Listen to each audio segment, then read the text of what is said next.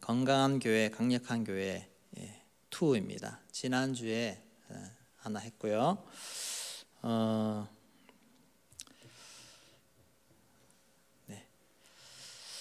우리 인간 사람의 몸에 많은 여러 가지 참 신비한 것들이 너무너무 많습니다.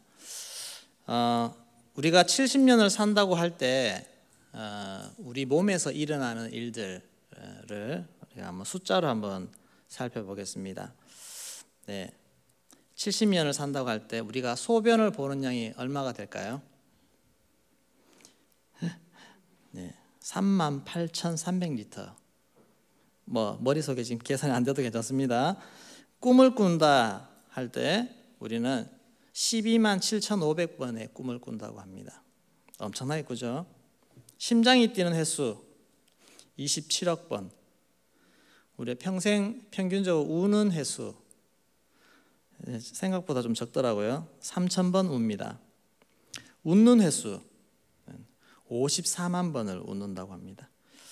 우리가 평생 먹는 음식 얼마일까요? 물론 사람에 따라 다르겠죠. 5톤을 먹는다고 합니다. 눈을 깜빡이는 횟수 3억 3,300만 회. 물을 마시는 양 49,200리터. 머리카락이 자라는 길이 563km. 손톱이 자라는 길이 3.7m 자랍니다. 또 인체에 여러 가지 신비한 부분이 있는데 피가 몸을 완전히 한 바퀴 도는데 걸리는 시간이 얼마겠습니까? 46초 걸립니다. 빠르죠? 눈을 한 번 깜빡이는데 걸리는 시간 40분의 1초. 손발톱이 뿌리 부분에서 끝까지 다 자라는데 걸리는 시간 6개월이 걸립니다. 그리고 사람의 허파는 오른쪽보다 왼쪽이 더 무겁다고 합니다. 그리고 아무도 이 땅에 누구도 눈을 감고 재채기를 못한다고 합니다. 눈을 뜨고 재채기를 못한다고 합니다. 재채기할 때 입에서 나오는 바람의 속도가 시속 160km입니다. 혈관의 길이를 다 재면 12만 킬로미터. 지구 둘레가 46,000km입니다. 지구 2바퀴 반 이상의 길이가 나옵니다. 참 이렇게 사람 몸을 살펴보면 참 숫자적으로 볼 때 엄청난 수치의 그런 많은 것들이 있습니다. 근데 이것을 정말 훨씬 뛰어넘는 그런 수치가 우리 몸에서 발견이 됩니다. 사람 몸의 세포수가 몇 개일까요? 저도 전혀 몰랐지만 오늘 설교를 위해서 검색을 다 해봤습니다. 요즘 너무너무 좋습니다. 검색하면 다 나옵니다. 30조. 별로 안 놀라시네요. 30조. 깜짝 놀랐습니다. 체내에 있는 박테리아, 생물체죠. 생물체가 몇 개가 있는지 아십니까? 39조 개가 있습니다. 39조 개. 우리 몸에 지금 엄청난 생명체를 우리가 달고 다니는 것입니다. 창조의 비하인드 스토리가 있습니다. 하나님이 최초 인간 아담을 만드실 때 이 몸을 구성한 세포들에게 30조 개나 되는 세포들에게 지원서를 받았습니다. 너 어디에 가고 싶니? 어디에 구성원이 되고 싶니? 그러면서 몸의 각 지체의 기능과 역할을 설명하는 리스트를 딱 붙이고 지원을 받았습니다. 눈, 코, 입, 손가락, 발가락 다 이렇게 받았는데 거기에 지원한 대로 몸을 만들었더니 몸이 어떤 모양이 되었을까요? 기형이 됐습니다. 머리는 이따만하고 손발은 조그만하고 발가락은 없고 냄새 난다고. 그래서 제대로 걷지도 못하는 그런 몸이 되고 말았습니다. 그래서 하나님이 이래서는 안 되겠다 싶어서 다 취소하고 하나님이 생각하시는 가장 완벽한 몸을 딱 설계하셔서 아담이 태어났습니다.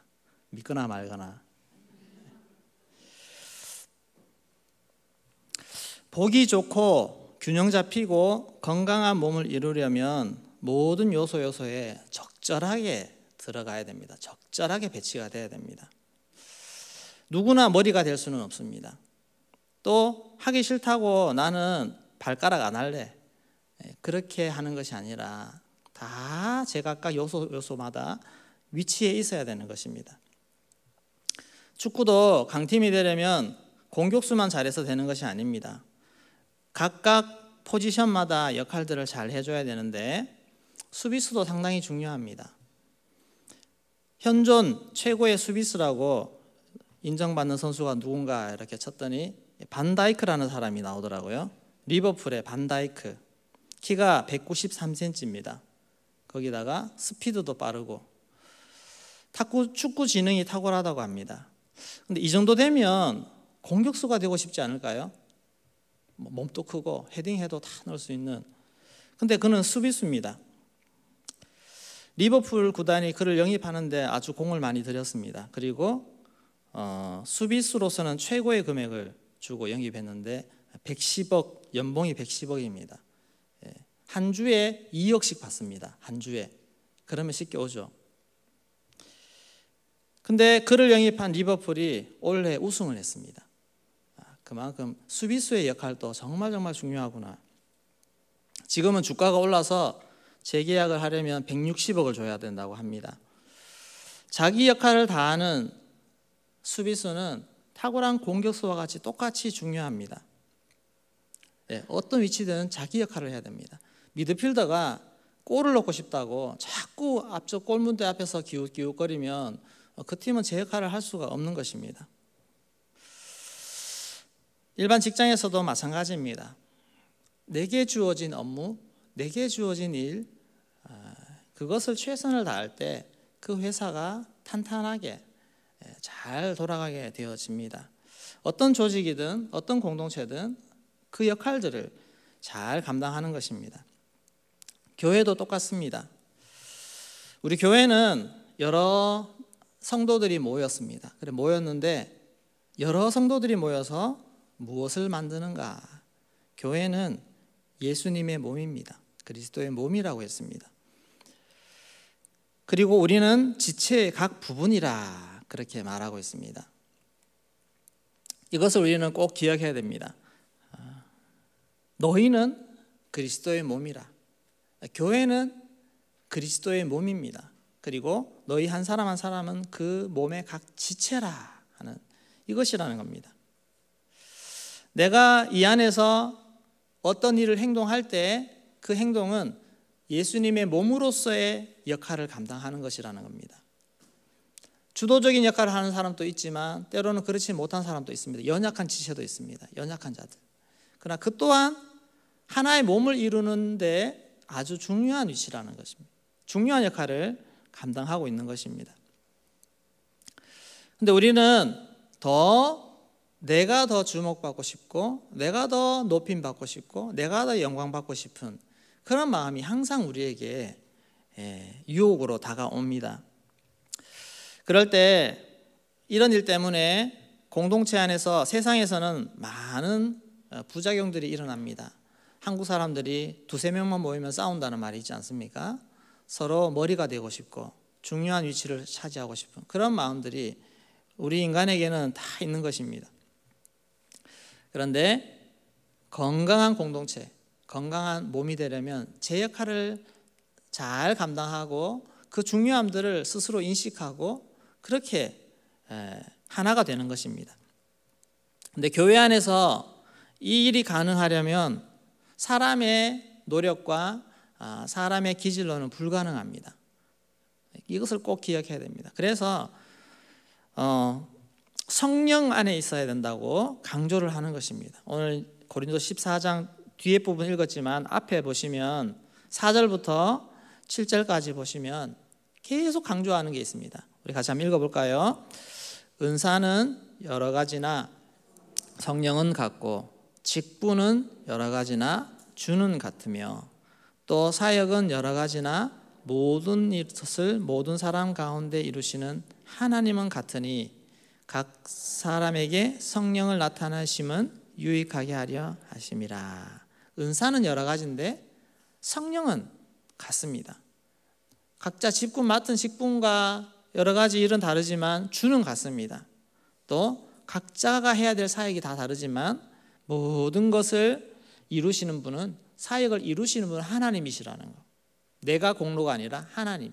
그래서 우리가 삼위 하나님 안에서 머무를 때 우리는 건강한 공동체를 만들어갈 수 있고 건강한 교회를 만들어갈 수 있고 하나님의 일을 감당하는 그런 교회를 만들어갈 수 있다는 것입니다. 우리 대원교회가 정말 하나님 앞에 건강한 교회가 되어지기를 소망합니다. 규모의 크고 작고를 상관없이 작을 때나 클 때나 항상 교회는 건강해야 됩니다. 그래야 하나님의 일을 감당할 수가 있습니다.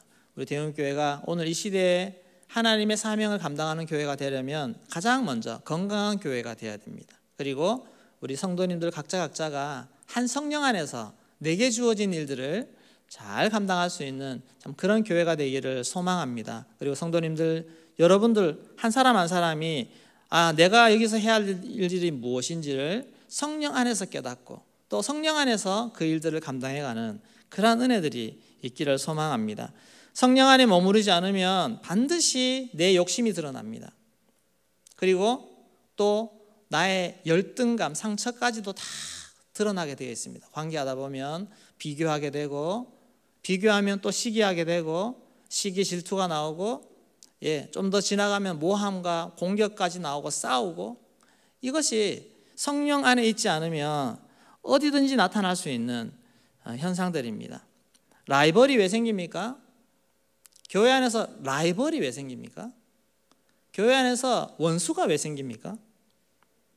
이 성령 안에 있지 않기 때문에 그렇습니다. 누구는 늘 드러나고 인정받는데 나는 늘 이인자고 저 사람만 있으면 나는 항상 밀리고 이런 마음들이 우리가 교회에서 사역을 할 때 성령 안에 있지 않으면 우리 안에서 많이 올라오는 그런 인간의 죄성들입니다. 고린도전서 12장에 여러 다양한 성령의 은사를 얘기하고 사도 바울은 31절에 너희는 더 좋은 은사를 사모하라 했습니다. 더 좋은 은사. 그것이 뭘까요? 사랑입니다. 갖가지 많은 은사들이 제 역할을 감당하는 데 있어서 우리가 나 이거 더 잘할래요, 저거 더 잘할래요 사모하는 것보다 더 중요한 것은 사랑입니다. 하나님 사랑으로 가득 채워주세요. 하나님을 향한 사랑으로 채워주시고 지체를 향한 사랑으로 채워주시고 그 사랑으로 가득할 때 우리는 기꺼이 서로 연합해서 하나 될 수 있는 그런 멋진 건강한 공동체를 만들어 갈 수 있습니다. 나의 정체성을 명확하게 늘 확인하시기 바랍니다. 나는 주님의 몸이고 우리 교회는 주님의 몸이고 나는 그 지체라는 사실, 그것을 늘 기억하시기 바랍니다. 그리고 우리는 그 지체로서 존귀한 자입니다.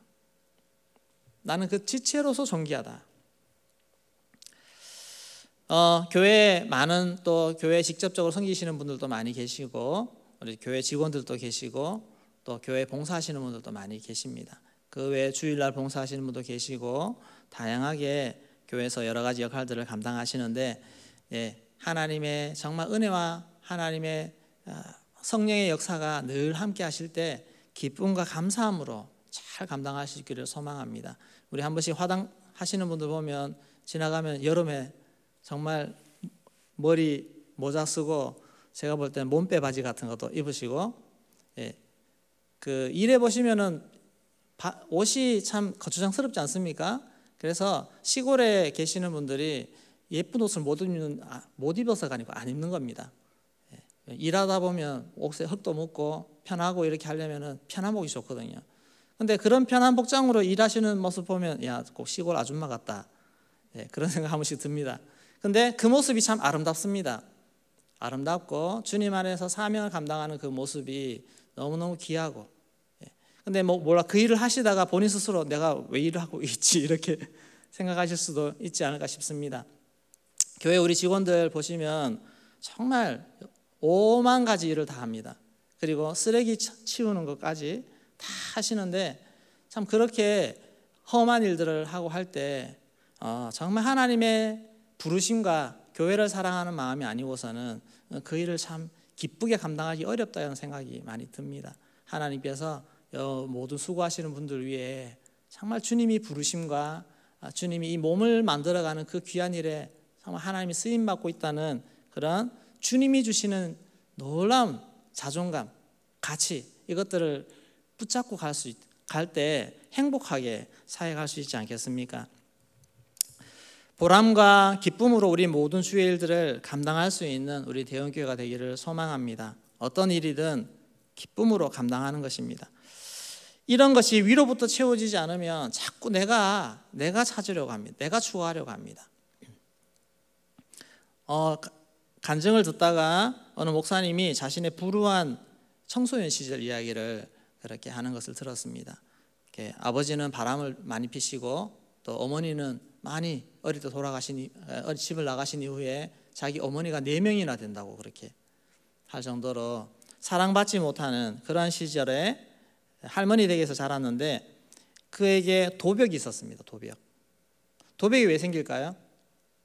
가진 것이 없다 보니까 내가 뭔가를 훔쳐서 가지지 않으면 아무도 나에게 뭔가 줄 수 없다는 생각 때문에 자꾸 눈에 보이면 가져가는 것 아니겠습니까? 교회를 다녀도 이 도벽이 없어지지 않아서 헌금 주머니에도 손을 대고 그렇게 했다고 합니다. 근데 어느 날 이분이 할머니 댁에 갔는데 할머니 댁 거실에 돈이 떨어져 있었습니다. 돈이 떨어져 있는데 평소 같으면 그거 슬쩍해서 자기 주머니에 집어넣는데 갑자기 교회에서 설교 들었던 그 말씀이 메시지가 떠올랐습니다. 하나님이 불꽃 같은 눈동자로 너희를 지켜보고 계신다. 문득 그 말씀이 떠오른 것입니다. 그래서 이거 집어넣기가 마음이 불편해서 할머니에게 할머니 돈 떨어져 있어요 라고 했답니다. 그랬을 때 할머니가 그래? 그거 너 가져라 이렇게 하더라는 겁니다. 그러면서 자기가 훔치려고 했던 것보다 이것을 정직하게 했을 때 오히려 보상으로 주어지는 것, 그것을 경험하고는 나의 필요를 내가 움켜쥐려는 것이 아니라 정직하게 말씀대로 살았을 때 하나님이 공급해 주시는 걸 경험했습니다. 그리고 나서 이 목사님이 도벽이 사라졌다고 합니다. 내가 자꾸 내 영광을 취하려 하고 내가 뭔가를 자꾸 하려고 할 때는 부작용이 생깁니다. 죄를 짓게 되고 사람을 힘들게 하게 되고. 여러분, 어느 누구 때문에 힘들어 보셨습니까? 근데 나 때문에 누가 힘든 것도 혹시 아십니까? 내가 뭔가 이걸 해야 되겠다고 고집 부릴 때 그것 때문에 주변이 얼마나 힘들어집니까? 그것은 내가 이것을 내 힘으로 내가 지켜야 되고 붙잡아야 되겠다는 그런 마음이 있기 때문에 자꾸 고집을 부리는 것입니다. 그러나 나의 영광은 하나님께 있고 나의 머리를 드시는 자는 하나님이시고 나의 필요를 채우시는 분은 하나님이시다는 것을 인정할 때 기꺼이 내려놓을 수 있지 않겠습니까? 하나님 앞에 나의 자존심도 내려놓을 수 있고 나의 모든 것을 내려놓을 수 있습니다. 그럴 때 하나님이 기뻐하시며 나를 세워주시는 하나님의 은혜가 우리 공동체 안에 넘치기를 소망합니다. 지금 나의 모습 속에 나의 자리 속에 여러분 불만이 있습니까? 뭔가 계속 불편한 게 있습니까? 무엇 때문에 그렇게 불편하십니까? 여러분 직장에서도 불편하십니까? 불만이십니까?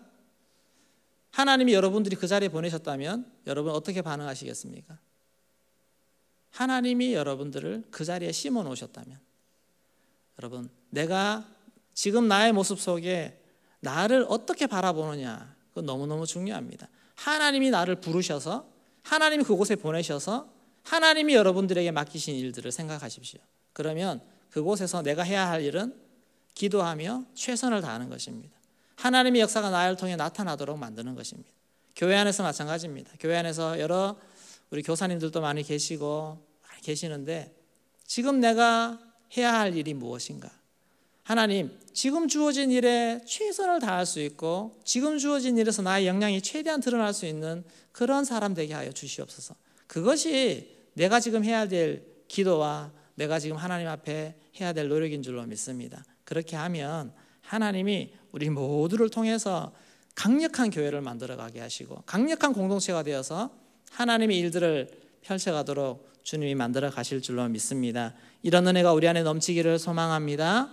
내 안에 오늘 하나님 은혜로 더 채워주십시오. 성령으로 더 채워주십시오. 감사와 기쁨과 보람으로 채워주시고 오늘 또 주어진 일들을 성령의 능력으로 감당할 수 있는 그런 믿음의 삶, 승리의 삶을 살게 하여 주시옵소서. 그렇게 달려가시는 성도님 되시기를 주의 이름으로 축원합니다.